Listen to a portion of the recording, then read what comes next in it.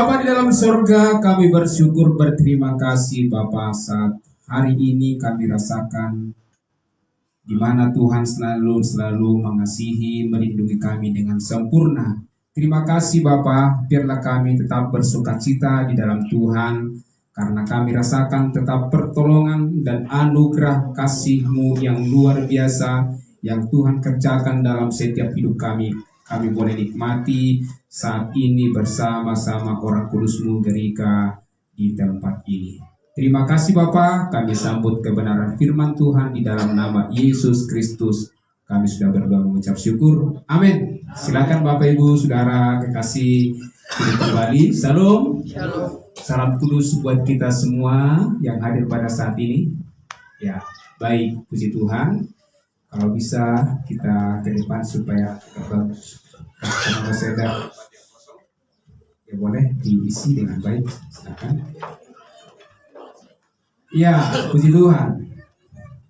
Luar biasa kasih sayang Tuhan kepada kita hari ini.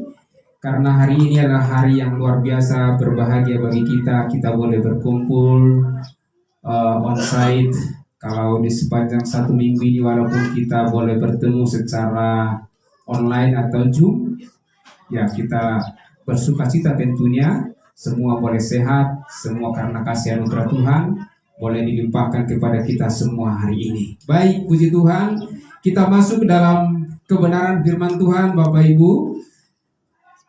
Kami akan bagikan kebenaran firman Tuhan pada saat ini kepada jemaat kudusnya Tuhan dari surat Paulus kepada jemaat di Efesus pertama ayat 15 sampai ayat 23. Kita agak baca firman Tuhan saat hari ini.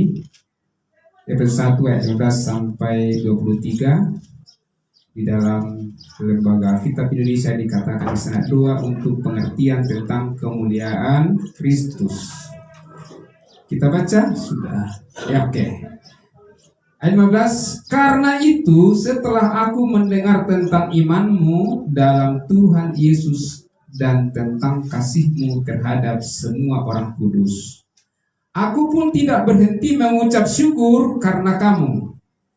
Dan aku selalu mengingat kamu dalam doaku dan meminta kepada Allah Tuhan kita Yesus Kristus, yaitu Bapa yang mulia itu, supaya Ia memberikan kepadamu roh hikmat dan wahyu untuk mengenal Dia dengan benar, dan supaya Ia menjadikan mata hatimu terang, agar kamu mengerti pengharapan apakah yang terkandung dalam panggilannya, betapa kayanya kemuliaan bagian yang ditentukannya bagi orang-orang kudus, dan betapa hebat kuasanya bagi kita yang percaya, sesuai dengan kekuatan kuasanya yang dikerjakannya di dalam Kristus dengan membangkitkan Dia dari antara orang mati dan mendudukkan Dia di sebelah kanannya di surga, jauh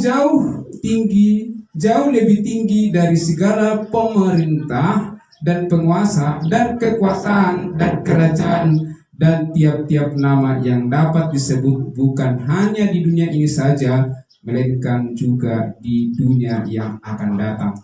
Dan segala sesuatu telah diletakkannya di bawah kaki Kristus, dan Dia telah diberikannya kepada jemaat sebagai kepala dari segala yang ada.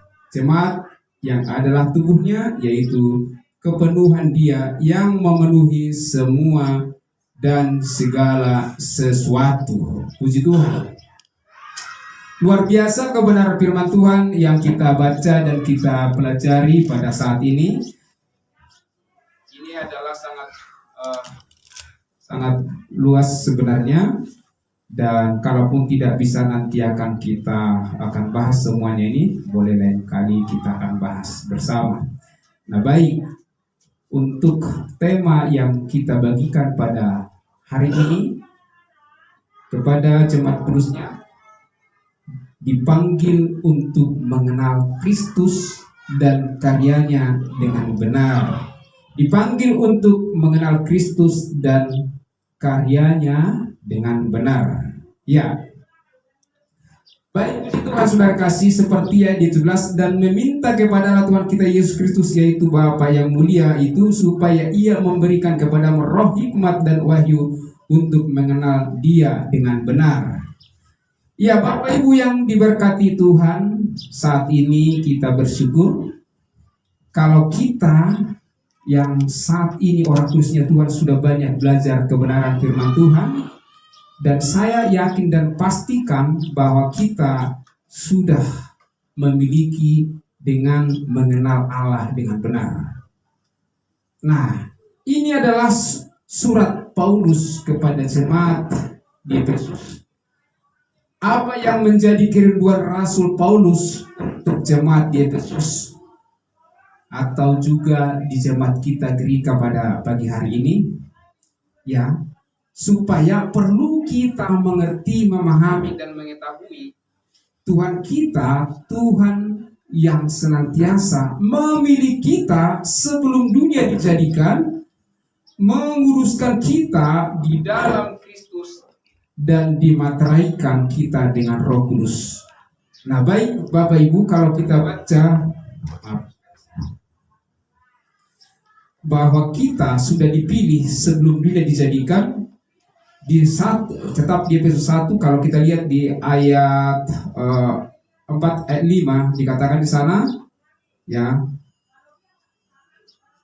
sebab di dalam Dia, di dalam Yesus, Allah telah memilih kita sebelum dunia dijadikan, supaya kita kudus dan tak bercacat di hadapannya.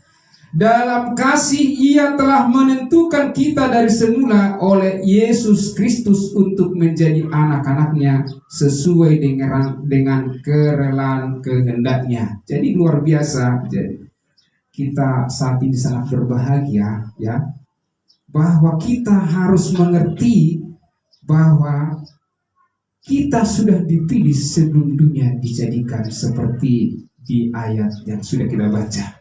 Nah, oleh karena itu kita lihat lagi bahwa bagaimana tentang tadi berita Paulus kepada jemaat di Efesus ini, bagaimana selalu Rasul Paulus bersyukur kepada jemaat Efesus. Kenapa? Karena memiliki dan mempunyai iman kepada Tuhan Yesus. Nah, oleh karena itu kita melihat dan juga memahami kebenaran di Efesus ini, jemaat ini, dia selalu mengasihi semua orang. Nah ini, baik orang kudusnya dan juga orang-orang lain, dia selalu mengasihi. Jadi dilihat oleh Paulus ini luar biasa jemaat Efesus ini, saudara kasih. Nah ini gambaran kepada kita juga saat ini, bagaimana kita supaya kita mengasihi sesama orang kudusnya Tuhan, ya, dan juga kepada orang lain. Supaya apa? Supaya kehendak Tuhan boleh kita sampaikan untuk mereka kebenaran firman Tuhan ini. Nah baik. Nah sekarang saudara kasih, ya, kita tahu bahwa melalui kesetiaan kita baik dalam beribadah, baik juga dalam berdoa, baik juga membaca firman Tuhan, merenungkan firman Tuhan, ya, kita diajarkan dan dipimpin oleh Roh Kudus, ya, supaya kita memiliki pengenalan yang benar kepada Tuhan kita. Yang dimaksud dengan benar sebenarnya bukan hanya sekedar ikut-ikutan saja, ya. Ada banyak saat ini saudara kasih, kalau kita melihat, ya, di kalangan daripada banyak orang saat ini, ya, hanya ikut-ikutan. Kenapa? Ya, kalau dia atau katakanlah seseorang ini, atau banyak orang lah saya katakan lebih jelasnya, pertama-tama seperti tadi yang disampaikan saudara-saudara kita, kalau bertanya di mana beribadah, nah itu biasanya ya, oh saya di IPDI, di Betel dan lain sebagainya. Kalau bapak di mana? Ya kan? Di Gerika. Gerika apa sih? Nah contohnya, nah itu kan selalu bertanya. Jemaatnya banyak enggak? Itu biasa itu. Di mana sinodenya? Wah, oh itu terus, itu aja ditanya. Udah terdaftar nggak ke PGI? Wah ini lagi, sampai sedalam itu bayangkan. Bukan firman Tuhan yang disampaikan, ditanya bagaimana? Ini. Jadi supaya kita jangan terkecoh nanti di dalam hal-hal demikian, ya. Jadi apalagi di mana jemaatnya? Jadi apalagi kalau umpamanya datang sekali atau dua kali dilihat, oh begini rupanya, kan? Nah, jadi kok begini? Jadi bukan firman Tuhan yang dilihat sudah kasih, tetapi kondisi ruangan atau jemaat itu. Oh hanya ini aja, berapa orang sih ya? Sekian. Jadi langsung benak hatinya itu beda. Bukan kebenaran firman Tuhan itu, tapi jumlah persen atau jumlah orang yang dimaksud. Nah ini adalah suatu pengertian yang kadang salah. Ini nanti akan kita bahas, saudara kasih. Nah kedua, saudara kasih, bagaimana kalau kita lihat salah satu pengertian yang sangat salah ya. Kita lihat ya, bahwa dia hanya ikut-ikutan, dia pergi ke sana. Kalau ada rame, oh rame ya, dia pergi ke sana. Bagaimana kondisi sana? Oh bagus ya. Apalagi ada yang saat ini jemaat-jemaat kalau beribadah dikasih lagi transport, bayangkan seperti itu dan lain sebagainya, supaya membuat rame. Tapi kita bersyukur, berterima kasih kepada Tuhan. Bukan itu yang kita lihat, sudah kasih. Setelah kita memahami Injil kasih karunia ini, terlebih kepada saya sendiri, saya tidak melihat jumlah saat ini, tapi artinya bagaimana kebenaran firman Tuhan ini. Sudahkah kita diselamatkan dan mengertikah kita itu dalam kebenaran firman Tuhan ini, sehingga kehendak Allah itu terjadi dalam setiap hidup kita ya. Jadi kita semangat terus, walaupun kita sejumlah ini ya, kita rindu lebih banyak lagi, tapi kita melihat kebenaran firman Tuhan itu sudah benar tidak saat ini dalam pribadi saya. Karena seperti tadi sampaikan saudara-saudara kita, kalau di kalangan orang lain, kalau ada hal-hal, katakanlah budaya-budaya, kalau kita bicara firman Tuhan, kita selalu dipersalahkan karena kelihatannya bahwa firman Tuhan yang kita sampaikan itu adalah hal-hal yang katakan rahasia atau belum pernah diungkapkan. Jadi mereka terkejut ketika kita apalagi katakan, wah saya ini adalah orang kudus. Wah itu mereka akan geleng-geleng kepala, Pak. Geleng-geleng kepala. Apalagi teman-teman kita yang sudah lama beribadah di salah satu tempat, katakanlah gereja-gereja tua, itu pasti dibilang bagaimana orang kudus seperti ini, karena orang kudus itu tidak segampang yang apa yang dipikirkan. Dan itu juga kalau saya untuk diskusi kepada hamba Tuhan, saya selalu disalahkan, walaupun saya sampaikan, tapi mereka juga berargumen juga dengan banyak selalu. Nah itulah sebabnya banyak orang percaya yang salah dalam memahami kebenaran firman Tuhan ini. Bahkan mereka yang telah lama pun seperti yang saya katakan tadi, belum suatu jaminan di dalam setiap kebenaran firman Tuhan ini. Harus benar-benar mengerti, memahami. Supaya apa? Supaya pengenalan kita terhadap kebenaran firman Tuhan ini betul-betul melekat. Nah, sekarang apa yang kita lakukan untuk dapat kita mengenal Allah dengan benar? Ya, apa ya yang kita lakukan? Kita baca dulu di tetap di Efesus 1 ini ya, ayat 13-nya dan 14-nya. Pertama-tama di sana adalah ya, di dalam Dia kamu juga, karena kamu telah mendengar firman kebenaran, yaitu Injil keselamatanmu. Di dalam Dia kamu juga, ketika kamu percaya, dimateraikan dengan Roh Kudus yang dijanjikannya itu. Dan Roh Kudus itu adalah jaminan bagian kita sampai kita memperoleh seluruhnya, yaitu penebusan yang menjadikan kita milik Allah untuk memuji kemuliaannya. Yang pertama dikatakan percaya. Kalau kita namanya sudah percaya kepada Tuhan Yesus, ya percaya, itulah termasuk kita mengenal. Kenapa? Karena kita sudah percaya.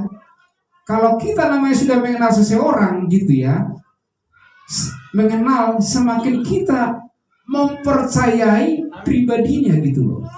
Ya nggak mungkin umpamanya nanti baru pertama kali datang ke rumah kita orang tamu, baru pertama kali hadir dia baik, kita juga masih waspada juga, ini orang ini baik enggak. Tapi setelah kita belajar pribadinya saya, oh baru. Itu sepertinya Tuhan kita ini, Dia kan tidak kita lihat. Tetapi setelah kita datang kepada kebenaran ini, kita belajar semakin mengenal dan percaya. Akhirnya kita percaya. Banyak orang Kristen saat ini mengatakan, oh saya percaya kok, saya pasti mau surga. Dan saya juga sudah sering saya sampaikan dan bahkan saya tanyakan pada teman-teman saya. Apa dikatakan? Dia percaya.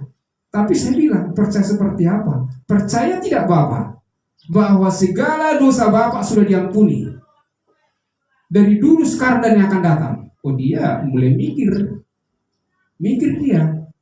Nah, berarti sepertinya kurang percaya. Dan kalau kita katakan lagi bahwa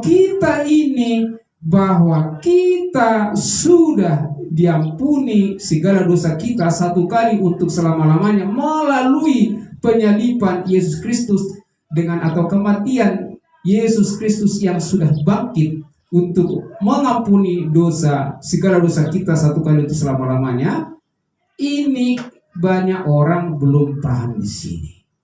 Ini pun di sini masalahnya Saudara kasih. Oleh karena itu, kita harus paham benar kepercayaan orang Kristen saat ini seperti apa. Percaya seperti apa. Nah, itu kita harus juga kupas sehingga nanti betul dia benar. Bukan sekedar hanya dia yakin pasti masuk surga, tetapi ketika dia masih katakan orang berdosa, dia tidak akan pernah pasti masuk surga. Bagiannya itu adalah pasti ke neraka. Itu karena upah dosa adalah maut. Ya, hubungan orang yang berdosa dengan Tuhan ya memang sudah putus. Tetapi karena sudah percaya, kita sudah yakin dengan pasti melalui iman kita bahwa segala dosa kita telah diampuni, maka kita sudah yakin dan pasti bahwa kita adalah masuk surga. Oleh karena itu berbahagialah kita ya Pak ya, berbahagialah kita Ibu ya, semuanya yang hadir ya, karena kita sudah mengerti tentang kasih karunia ini ya, luar biasa. Nah, itu yang pertama. Kemudian ayat 18 dikatakan lagi ya, dikatakan dalam bacaan ini ya, dan supaya ia menjadikan mata hatimu terang, agar kamu mengerti pengharapan apakah yang terkandung dalam panggilannya, betapa kayanya kemuliaan bagian yang ditentukannya bagi orang-orang kudus. Dikatakan di sana memiliki mata hati yang terang. Itu. Ada hati yang gelap ya, ada ya. Tapi kalau namanya sudah terang dia, pikirannya ini yang dimaksud oleh Tuhan, sehingga ya dikatakan dia mengerti pengharapan. Apakah yang terkandung dalam panggilannya? Nah, pengharapan seperti apa maksudnya? Yaitu dikatakan di sana, dikatakan di 18 itu, betapa kayanya kemuliaan bagian yang ditentukannya bagi orang-orang kudus. Ini pengharapan yang sangat luar biasa yang kita harus pahami di dalam mengikut Tuhan dengan benar. Itu. Jadi kita tidak lagi hanya seperti kata-kata orang saat ini yang kita lihat di budaya-budaya. Saya tidak katakan dengan etnis tertentu, tetapi banyak orang saat ini karena kekurangan kepercayaannya, karena kekurangan pengenalan dia di dalam Kristus, dia sangat lebih peka dan lebih yakin dengan ya kata-kata orang atau orang pintar atau alias dukun. Apalagi dia katakan ada sesuatu hal, sudah berdoa dia tidak dengar, mungkin belum ada jawaban. Tapi ketika ada seseorang ya, itu ada di sana loh, orang pintar, dia tahu kok. Kan? Dia tahu bahwa apa yang ada di dalam permasalahan itu tahu dia. Bagaimana bisa? Iya, mau nggak? Ayo coba. Akhirnya dia mau, bayangkan. Dan ada yang berhasil dan juga ada tidak. Nah, ini banyak orang terkecoh di sini kasih karena orang-orang pintar tadi. Tetapi Bapak Ibu Saudara yang diberkati Tuhan, ketika Bapak Ibu dan kita orang kudusnya mengerti, memahami di sini tentang kita pengenalan kita dengan benar dengan Kristus, kita tidak akan pernah akan yakin dengan seseorang atau perkataan yang saya dimaksud tadi itu ya, atau katakan bicara dongeng-dongeng dan lain sebagainya. Kita tidak lagi bergaul atau suka dengan perkataan-perkataan penipuan-penipuan seperti itu. Makanya perlu dikatakan memiliki mata hati yang terang untuk mengerti tentang pengharapan yang pasti di dalam Kristus. Ini yang sangat kita pahami dan dalam merenungkan dalam diri kita. Sehingga ketika kita mengalami ini Saudara kasih, semakin pengenalan kita lebih dekat, pengenalan kita lebih intim lagi. Apa yang terjadi dalam diri kita? Apa yang terjadi dalam orang kudusnya Tuhan? Ya, pastilah bahwa dia itu terjadi seperti kehendak Tuhan. Yang poin kedua itu datang kepada kebenaran. Dia selalu bergaul dengan firman Tuhan. Dia baca firman Tuhan, direnungkan firman Tuhan ini. Dia selalu lagi cerita, dia lagi bangun, dia lagi mau pengen lebih dalam lagi pengertian sesungguhnya kebenaran firman Tuhan. Dia berdoa, dia memuji Tuhan. Itu biasanya seperti itu. Jadi tidak lagi hanya dengan seperti yang tadi orang ikut-ikutan itu, tidak lagi. Tapi betul-betul penyerahan diri dia. Senang sekali dia bergaul dengan Tuhan. Dia cepat-cepat bangun untuk mau bersekutu dengan Tuhan. Terima kasih Tuhan, Kau baik Tuhan. Saat ini saya masih bisa Kau berikan nafas sehingga saya boleh memuji memuliakan Tuhan. Dia bersekutu dengan Tuhan. Itu yang senantiasa dia baca firman Tuhan, direnungkan firman Tuhan. Nah, itu adalah cara pola yang kita lihat dalam kesaksian diri kita. Bagaimana kita pengenalan kita dengan Tuhan itu dengan benar. Jadi kalau tidak ibadah dia sebenarnya, dia merasa sangat rugi Saudara kasih. Dia sangat rugi, bahkan menyesal. Itu kalau namanya sudah pengenalan dia dengan benar dengan Tuhan. Tapi apakah itu sudah terjadi orang kudus? Sudah terjadi mereka, sudah terjadi. Tinggal saat ini kita mau supaya kita di dalamnya betul komit dalam diri kita. Oleh karena itu sudah kasih. Saya sangat yakin kita orang kudusnya saat ini semakin kita memahami mengerti tentang bagaimana pengenalan kita dengan benar sehingga pengharapan yang pasti itu terjadi dalam diri kita. Nah kemudian kita lihat lagi di ayat 22 ini bagaimana saudara-saudara. Dikatakan bagaimana kehebatan kuasa Kristus itu dalam diri kita. Yaitu apa yang dikerjakannya? Yang dikerjakannya di dalam Kristus dengan membangkitkan dia dari antara orang mati dan mendudukkan dia di sebelah kanannya di sorga. Jauh lebih tinggi dari segala pemerintah dan penguasa dan kekuasaan dan kerajaan dan tiap-tiap nama yang dapat disebut. Bukan hanya di dunia saja, melainkan juga di dunia yang akan datang. Dan segala sesuatu telah diletakkannya di bawah kaki Kristus dan dia telah diberikannya kepada jemaat sebagai kepala dari segala yang ada. Luar biasa yang dikerjakannya dalam Kristus dengan membangkitkan Yesus dari antara orang mati. Ini yang luar biasa yang kita bahagiakan saat ini. Ketika Yesus mati, dikuburkan dalam hari yang ketiga, dia bangkit dari kematian itu. Inilah suatu berkat yang luar biasa karena kita tubuh Kristus sudah di situ. Itu kita sudah bahas di hari Jumat itu sebenarnya Pak Hari Jumat sudah kita bahas itu tentang kebangkitan. Luar biasa. Jadi kita telah dibangkitkan Saudara kasih dari kematian kita itu. Melalui kematian Yesus Kristus. Itulah iman percaya kita kepada Tuhan. Inilah kehebatan daripada kuasa yang sangat luar biasa, yang berkat yang luar biasa kepada kita, bahwa anak Tuhan Yesus Kristus bangkit dari kematian sehingga kita orang kudusnya menjadi tubuh Kristus. Dia menjadi sebagai kepala Kristus. Kita sudah ada dalam Kristus. Jadi betul Saudara kasih.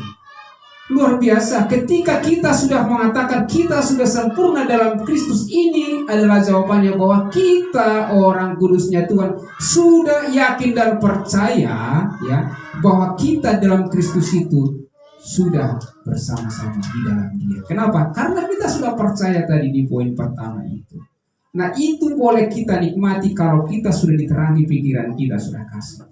Jadi kita tidak lagi seperti sudah teman-teman atau juga orang-orang di luar sana Walaupun kita mengikut Tuhan ini, seperti hari Minggu yang selalu saya saksikan, kalau kita sebagai orang kudusnya Tuhan, tantangan, rintangan banyak kita hadapi, saudara kasih.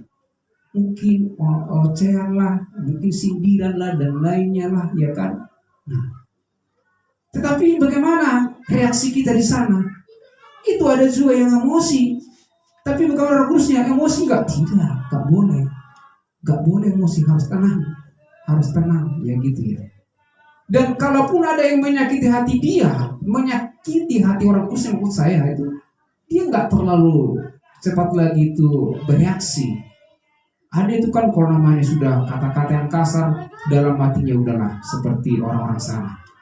Sampai mati pun saya tidak mau ketemu lagi dengan dia. Biar tahu dia nggak apa-apa lah. Sampai di kuburan ada kok ngomong gitu, Pak. Ada sampai di kuburan katanya, Pak. Nggak bisa ngomongan lagi. Benar, Pak. Memang tidak ngomongan lagi, tidak bicara lagi, saudara kasih. Tapi luar biasanya kita orang kudus demikian, saudara kasih. Ketika ada terjadi itu dalam diri kita, atau mungkin ada sakit hati kita, bahkan selalu salahkan kita, tapi orang kudusnya tidak lagi cepat untuk emosional, sakit hati. Dia selalu mengampuni. Seperti Efesus 4 ayat 23. Dia mengampuni, selalu mengampuni. Ini adalah pekerjaan Roh Kudus dalam diri kita. Ketika kita dalam Kristus, ini yang sangat luar biasa, bahwa kita di dalam orang kudusnya itu tetap tenang. Itu luar biasa, tenang. Sekalipun tantangan-rintangan yang kita hadapi tentu banyak. Nah, luar biasa saudara kasih, sehingga saudara kasih bagaimana? Apa karya Kristus kepada semua manusia? Ya, apa karyanya? Itu karena tadi kita dipanggil untuk mengenal Kristus dan karyanya dengan benar. Nah, kita lihat tetap di sini ya. Ayat 7 dan 8 ya. Apa karya Kristus kepada semua manusia? Ya, kita lihat dulu ayat 7 dan 8. Kita pelan-pelan sudah kasih, sudah ada ditayang di sana. 7 dan 8 dikatakan sana. Sebab di dalam Dia dan oleh darahnya kita beroleh penebusan, yaitu pengampunan dosa menurut kekayaan kasih karunia-Nya. Kalau ini sebenarnya dikatakan pengampunan segala dosa, ya, pengampunan segala dosa menurut kekayaan kasih karunia-Nya yang dilimpahkannya kepada kita dalam segala hikmat dan pengertian. Ya. Nah, ini adalah Rasul Paulus memberi penjelasan kepada jemaat Efesus dan kepada kita saat ini bahwa kita telah memperoleh penebusan dalam Kristus melalui darahnya yang tertumpah. Seperti tadi saya katakan, di kayu salib 2000 tahun yang lalu untuk menebus segala dosa-dosa manusia. Segala dosa manusia. Tapi apakah orang percaya? Tidak. Banyak orang tidak percaya. Saya tidak percaya itu katanya kan. Sehingga seperti kita dengar saat ini, kita lihat selalu dia berbuat baik, selalu melakukan bahwa dia masuk surga adalah karena dia percaya dan melakukan perbuatan itu atau tambah perbuatan. Jadi, nah ini selalu perbuatan baik itu senantiasa kita lihat ditonjolkan. Padahal sudah kita pelajari bahwa kaitan daripada perbuatan baik itu tidak ada sama sekali di dalam kita untuk memperoleh kepastian keselamatan kekal selama-lamanya. Tetapi semuanya adalah karya Tuhan yang luar biasa ketika Dia sudah mau berkorban untuk menebus segala dosa kita supaya kita memperoleh kepastian keselamatan kekal untuk selama-lamanya melalui darahnya yang tertumpah di kayu salib tersebut. Sehingga ini adalah karya yang luar biasa di tengah-tengah kita. Inilah yang sangat kita kagumi, saudara kasih, kita rindukan dan kita syukuri dalam setiap ibadah-ibadah kita pribadi kita. Jadi kita memang saat ini tidak lagi ada alasan bagi kita orang kudusnya Tuhan atau orang percayanya Tuhan, tidak ada lagi sebenarnya kemalas-malasan, atau katakanlah kita tidak lagi bermain-main sebenarnya saat ini, tapi betul-betul kita saat ini adalah seperti yang dikehendaki oleh Tuhan, bahwa semua orang diselamatkan dan memperoleh pengetahuan akan kebenaran. Nah, kita memang harus sampaikan ini. Kalau kita diamkan memang tidak akan tidak bisa. Tapi yang dimaksud oleh Tuhan kepada kita, orang kudusnya Tuhan, supaya kehendaknya ini disampaikan. Jadi kita orang kudusnya meneruskan, menyampaikan ini. Makanya kita melalui Zoom. Kalau kita di YouTube kita saat ini sudah kasih, karena Bapak Ibu Saudara boleh lihat YouTube kita saat ini sudah banyak yang menonton, sudah ada sampai ribuan, sampai 2 ribuan lebih ya menonton daripada YouTube kita ya. Nah, oleh karena itu mari kita setiap khotbah-khotbah yang sudah kita sama-sama dengar bersama di sini, semua jemaat orang kudusnya Tuhan juga tontonlah atau bagikan kepada orang lain. Supaya apa? Supaya mereka mendengarkan kebenaran firman Tuhan ini, supaya kehendak Tuhan itu tercapai sesuai dengan kehendaknya. Ini adalah tugas kita. Nah, oleh karena itu Bapak Saudara kata, Bapak yang diberkati Tuhan, setiap orang yang percaya ini ya mempunyai suatu panggilan khusus kepada kita. Kalau kita sudah mengerti kebenaran firman Tuhan ini dengan benar, ya memang tidak bisa lagi kita diam saat ini. Selalu kita sampaikan. Puji Tuhan, luar biasa hamba-hamba Tuhan yang ada di tempat ini. Saya lihat kita semua sudah dipakai Tuhan senantiasa. Jadi mari terus kita memperkaya pengetahuan kebenaran firman Tuhan ini melalui pengajaran ya. Oke, baik. Nah, kita baca lagi bagaimana di Roma 5. Kita lihat dulu di Roma ya. Roma 5 ayat 8 sampai 10. Kita bisa lihat depan. Saya baca ya, Roma 5 ayat 8-10. Akan tetapi Allah menunjukkan kasih-Nya kepada kita oleh karena Kristus telah mati ya untuk kita ketika kita masih berdosa, lebih-lebih karena kita sekarang telah dibenarkan oleh darah-Nya, kita pasti akan diselamatkan dari murka Allah.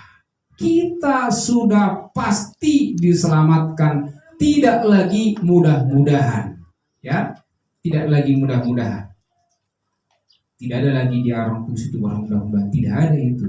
Nah, jadi kita selalu sampaikan ketika orang percaya bahwa segala dosa-dosanya telah diampuni, maka ya sekarang ini telah kita boleh dikuduskan dan dibenarkan satu kali untuk selama-lamanya. Semuanya adalah karena Kristus Tuhan kita telah bekerja dengan mengasihi kita dengan penumpahan darah-Nya di kayu salib. Ini adalah suatu bukti bahwa Allah kita itu Allah yang luar biasa.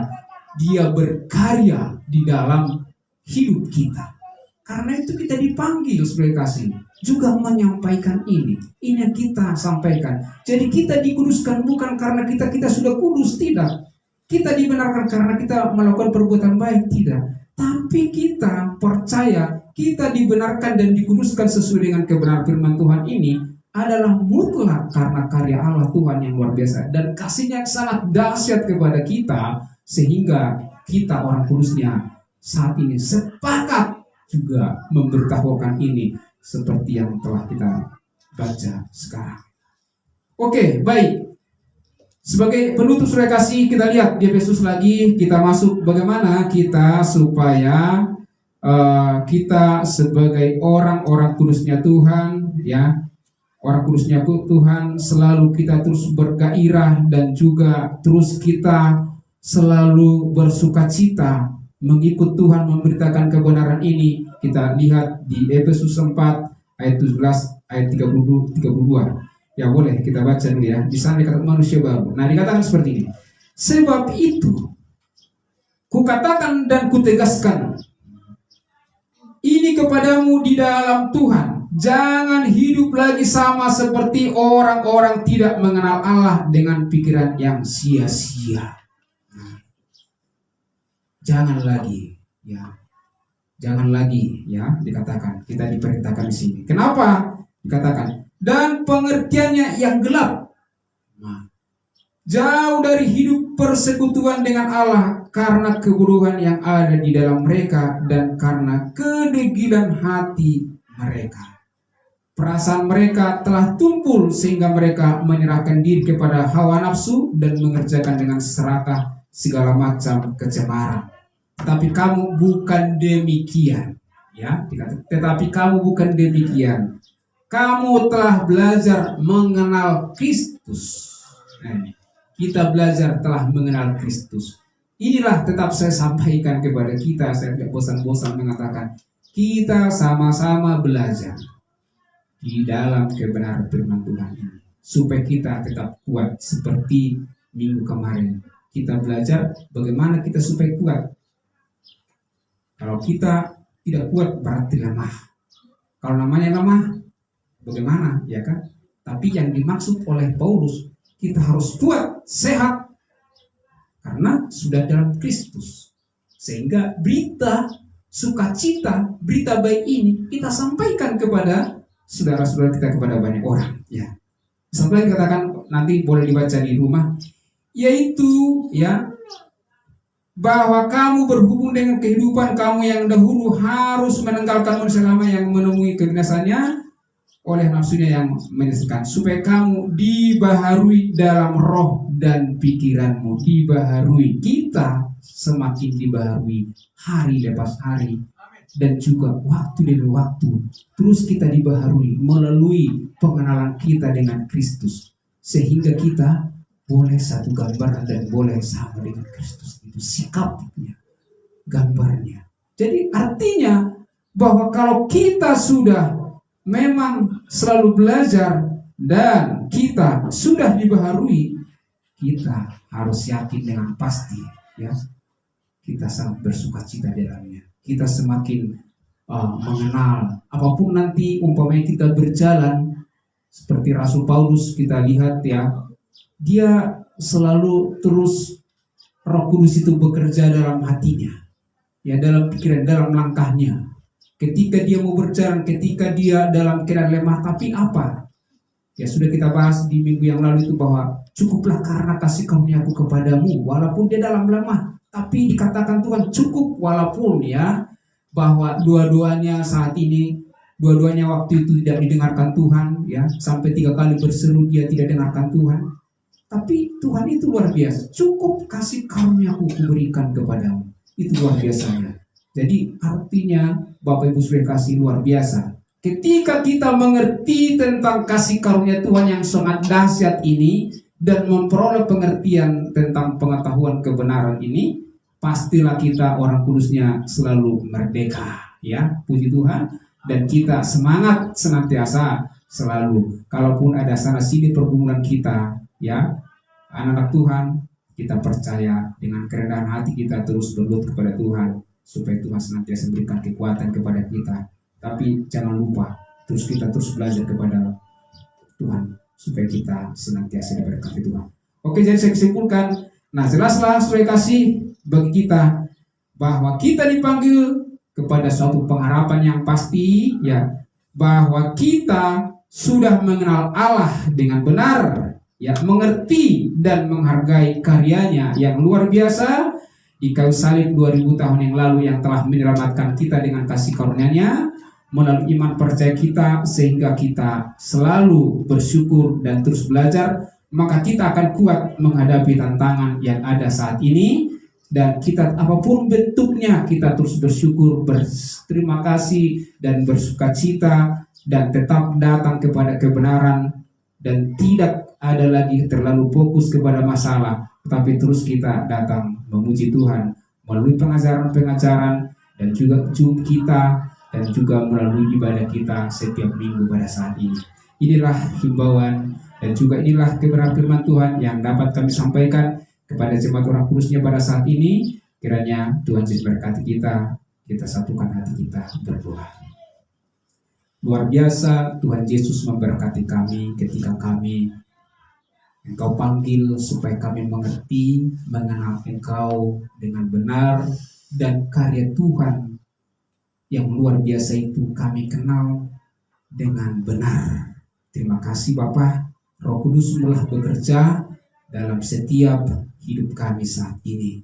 Sekalipun hamba-Mu sudah selesai berbicara, tapi Roh Kudus terus bekerja, memberkati semua orang kudus-Mu dan juga saudara-saudara kami yang mengikuti live streaming baik YouTube. Diberkati Tuhan senantiasa, sehingga kami orang kudus-Mu tetap semangat dan kuat untuk selalu datang kepada kebenaran itu.